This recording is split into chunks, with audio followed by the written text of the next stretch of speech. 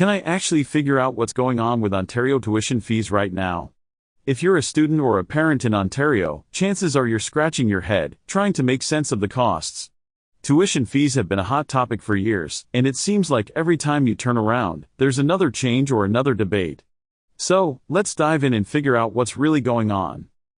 Ontario tuition fees have been a pressing issue for students and families in the province.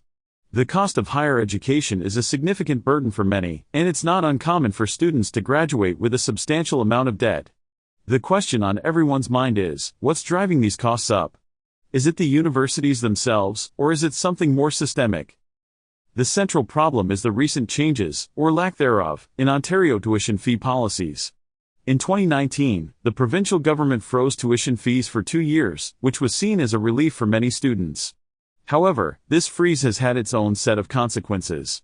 Universities have had to find other ways to make up for the lost revenue, which has led to cuts in certain programs and services. But that's not all. The lack of a clear, long-term plan for tuition fees has created uncertainty for students and families. It's hard to plan for the future when you're not sure what the costs will be. And it's not just about the cost itself, it's about the value you're getting for your money. Are Ontario universities providing the quality of education that students expect, given the high costs?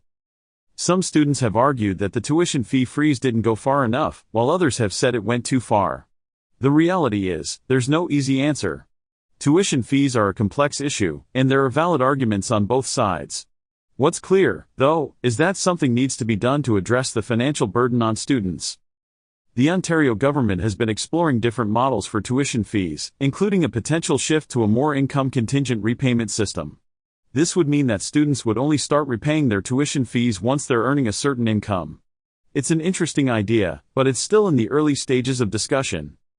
Diving into the details, the specific policy changes have been a bit of a roller coaster ride. In 2020, the government announced a new plan to increase tuition fees by 10% over 3 years.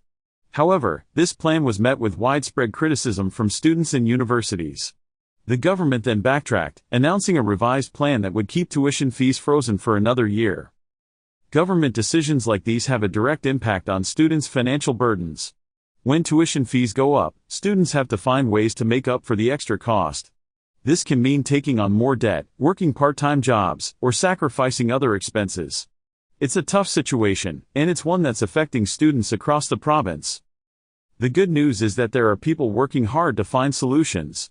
The Ontario government has established a task force to look into tuition fee reform, and there are ongoing discussions about how to make higher education more affordable. It's a complex issue, but it's one that's worth tackling. One of the most significant recent developments is the announcement of a new tuition fee framework. This framework aims to provide more stability and predictability for students and universities. It's a step in the right direction, but it's just the beginning. There's still a lot of work to be done to address the root causes of the problem. So, what can we expect going forward? The short answer is, it's hard to say. But one thing's for sure, students, families, and universities need to stay engaged on this issue.